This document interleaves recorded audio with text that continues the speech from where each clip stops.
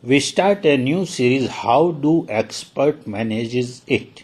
We invite an expert faculty to give their views on one particular subject. It will be very useful to the practicing gynecologist. So please watch this video. Now since it is available on the YouTube, you can watch it whenever the time permits you. Our today's topic is vaginal discharge. It is presented by Dr. Kanchan Prasad. Dr. Kanchan Prasad is an associate professor at TM Medical College and Research Center. She is fellow in reproductive medicine, diploma IRT and gynec endoscopic surgeon. She won Best Paper Prize at Foxy International Women Health Summit, Best Poster Prize International PCOS Conference at Gurugram. She is a past Joint Secretary at Haldwani Obstetrics and Gynecological Society, reviewer of index journals. She has on her name various publications in national and international journals, and she is an examiner for undergrads and postgraduate students. A large proportion of our gynec OPD consists of patients with vaginal discharge symptoms, and we often give empirical therapy.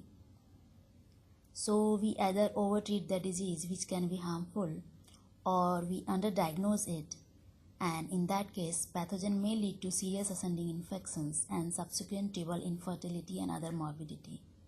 So correct etiological diagnosis is an important aspect of vaginal discharge management. First, we need to differentiate the normal vaginal discharge from pathological one, because many patient comes with complaint of vaginal discharge which is physiological, and in that case she needs only reassurance and lifestyle modification. In case of normal vaginal discharge, secretion is odorless, non-homogeneous, clumpy, not adherent to vaginal wall and pool in posterior vaginal fornix, and it is characterized by absence of any odor, absence of any vulvar discomfort, and usually they do not require any perineal pad. In examinations, we look for vaginitis or cervicitis because bacterial vaginosis does not cause any inflammation, but candidiasis and trichomonas can cause vaginitis, while Neisseria and chlamydia causes cervicitis and ascending infections. And along with characteristic of vaginal discharge, we look for other presenting symptoms like dysuria, burning, itching, presence of postcoital bleeding or lower abdominal pain, which can give some clue towards etiological diagnosis.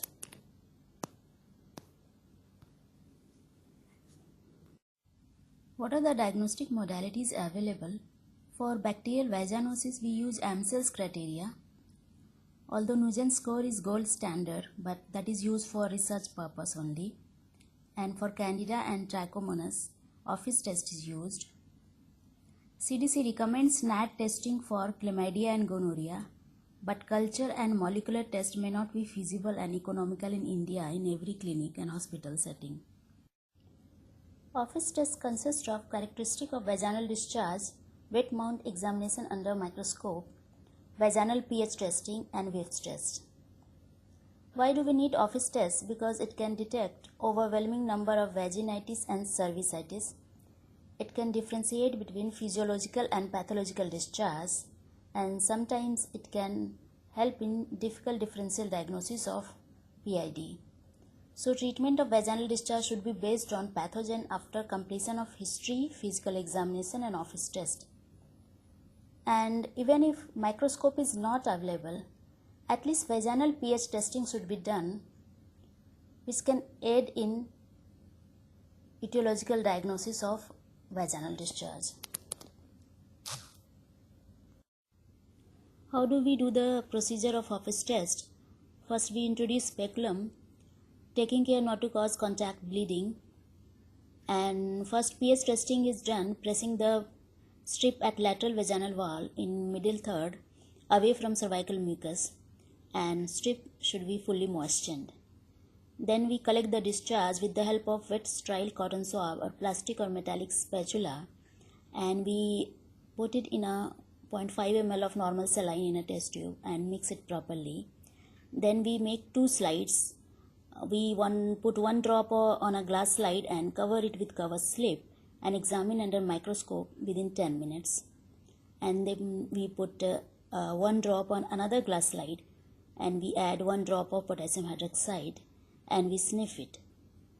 If there is fishy smell, that means whiff test is positive. Then we wait for 5 minutes and examine the second slide under microscope. This slide I have used for the reference to describe the structure which we can see under the microscope. We should examine wet mount within 10 minutes because trichomonads may lose their motility within 15 to 20 minutes. Then it is difficult to identify them. First we can see squamous epithelium, which is flat large cell with small nucleus, and there is some granularity in the cytoplasm.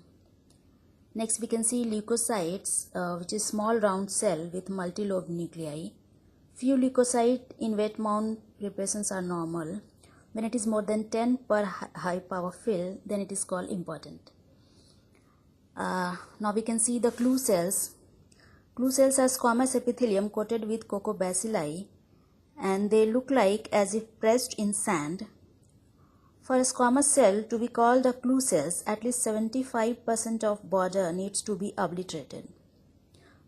Few clue cells are normal finding. When we find 1 clue cell in each of 10 filled, or 1 out of 5 epithelium is a clue cell, then it is significant. Next we can see pseudohyphae, which is long tubulous branching structure, and it is a KOH preparation where other structure is lies. And next to it we can see RBC, which is small cells with no interior detail. And last we have trichomonads, which is pear-shaped structure equal to size of leukocyte but without any internal structure. They are identified by their jerky movements. How do we interpret office test for the etiological diagnosis? In case of bacterial vaginosis, discharge will be grayish thin and homogeneous. pH will be more than 4.5. There will be clue cells and whiff test will be positive. While in candidiasis, discharge is curd-like, white, usually odorless. pH is less than 4.5. There may be elevated leukocyte count and whiff test is negative. In trichomoniasis, discharge is greenish yellow, malodorous, higher pH is higher than 4.5. Presence of trichomonads, clue cells may be there and whiff test may be positive. While in PID, discharge is mucopurulent, pH is more than 4.5 and there is elevated leukocyte count. Few practical points to remember. There should not be any history of dosing or sex 24 hours before the test. No history of intravaginal gel or cream for 2 days before the test. We should not use lubricant and it should be done before transvaginal ultrasonography because all of these can change the vaginal pH. For chlamydia and gonorrhea, plastic or wire shaft with rayon or dacron tip or cytobrush should be used because cotton is toxic to chlamydia and wood is toxic to Neisseria. And chlamydia and Neisseria needs proper transport media, so laboratory should be consulted beforehand. And chlamydia being obligate intracellular organism, we need intracellular material for their culture. So for that we insert the swab approximately 1 centimeter inside the cervix and rotate it carefully so that it contains some cellular material from the cervix. Should we do wet mount in every vaginal discharge patient? Ideally, we should do wet mount examination in every patient with vaginal discharge complaint. But if microscope is not available, at least we should do vaginal pH testing, which will increase the sensitivity and specificity of clinical diagnosis. What are the indications of culture? Culture is indicated in chronically persistent or recurrent infections or if we suspect PID and facilities are available. Indication of colposcopy. Colposcopy is indicated in profuse foul-smelling discharge and if history of contact bleeding and if history of postcoital bleeding or if there is suspected lesion on naked eye examination of cervix. Colposcopy should be postponed in acute cervicovaginal inflammation because it makes satisfactory visualization of cervix difficult. But if there is suspected growth, biopsy of that growth should be done without any delay. What are the indications of ultrasound in vaginal discharge patient? Ultrasound is indicated when we suspect pelvic inflammatory disease, and in that case USG may show thickened fluid-filled tubes or Cogwheel sign or any tubeo-ovarian masses. When to suspect PID in vaginal discharge patient? We suspect if there is bacterial vaginosis or vaginitis or cervicitis with lower abdominal pain or cervical motion tenderness or uterine tenderness or adnexal tenderness. PID is unlikely if purulent cervical discharge is not visible or leukocytosis is not present in wet mount preparation. In that case, it is necessary to look for other cause for the symptoms in that situation.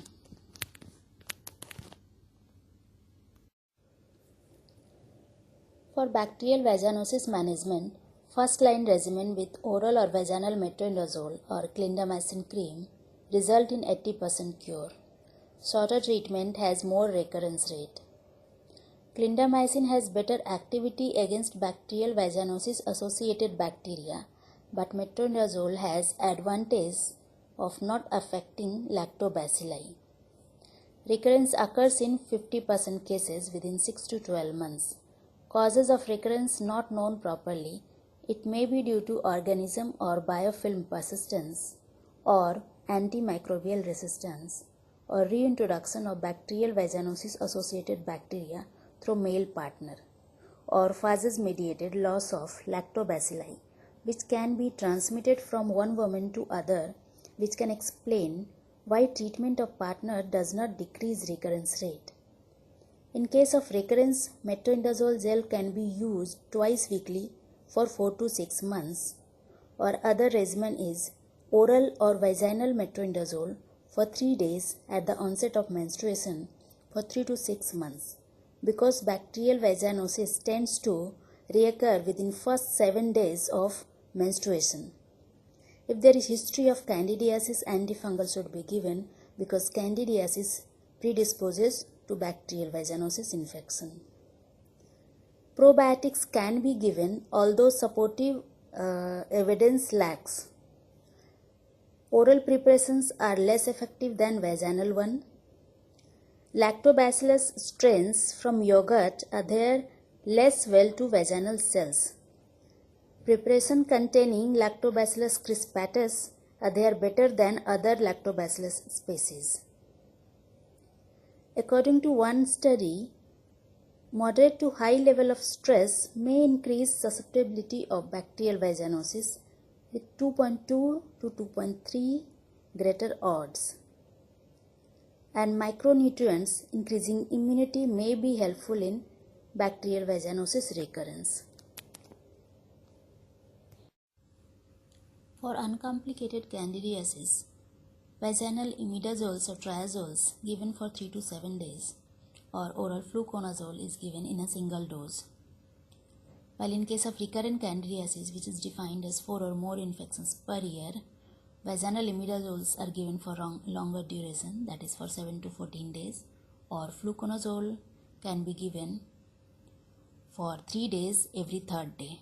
And as a maintenance therapy, fluconazole is given for weekly for 6 months, or vaginal imidazoles can be given weekly for 6 months. Oral fluconazole may be associated with elevated liver enzymes in some cases. Candidiasis may be sexually transmitted, although partner's treatment is not recommended, but Marier method is advised during the treatment. Topical steroids may be used on vulva in severe symptoms, which comes alone or in combination with antifungal cream or ointment. Vaginal steroid application is not needed. There is no particular indication of oral antifungal over vaginal. Topical agents results in initial relief of symptoms earlier than oral agents with no systemic toxicity, but longer duration of therapy and sometimes local irritation with topical antifungal. Women prefer oral therapy over topical one in many cases. Clotrimazole is reported to have less local side effect than other imidazole preparations. In case of trichomoniasis, metronidazole or tinidazole orally once advised.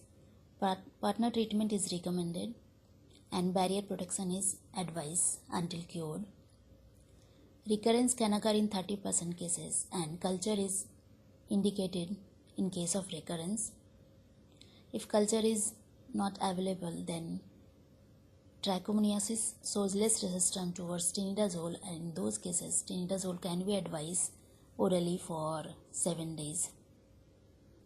And patient on metronidazole or tinidazole should abstain from alcohol due to disulfiram-like effect. In case of gonorrhea and chlamydia, partners treatment is required and they should be tested for the other sexually transmitted infection. Gonococci are not resistant to quinolones, and in case of recurrence, culture is required in both gonorrhea and chlamydia. Gonorrhea and chlamydia infection with lower abdominal pain indicates ascending infection, and they need treatment for pelvic inflammatory diseases. NACO provides color-coded treatment kits for syndromic management of STI free of cost at PSC or Suraksha Clinic at district hospital or medical college hospitals. Advantage is it is simple and cost-effective in poor resource setting, but disadvantage is it may lead to over-treatment. It does not provide second-line or third-line management, and there is potential of causing drug resistance in long term. Many women with complaints of vaginal discharge also report a variety of somatic symptoms such as dizziness, backache, and weakness. Only 30 to 56% were found to have evidence of infections. So it may represent underlying anxiety or depression or other gynec problems like infertility, which women can't tell due to social stigma. It may be perceived due to social stress. So proper history taking, especially in absence of family member, is paramount importance, and counseling is needed in these women. There are few practical points to remember. Patients should be advised against use of local irritants like perfume soap or gel or powder, which may upset vaginal flora or cause allergic reactions. Vaginal douching should be discouraged because it is associated with bacterial vaginosis and pelvic inflammatory diseases. Candida culture positive does not need treatment in absence of symptoms, while Trichomonas, chlamydia and Neisseria culture positive needs treatment even in absence of symptoms. Group B Streptococcus is often reported in vaginal swab culture, needs treatment only in pregnancy. I would like to thank Dr.Sudhir Shah for giving me a chance to share my views on this very interesting subject and day-to-day complaints of our patients. Thank you to all the viewers too. Thank you very much, Dr. Kanchan Prasad, for a very interesting and educative talk with slide presentations of our day-to-day practice.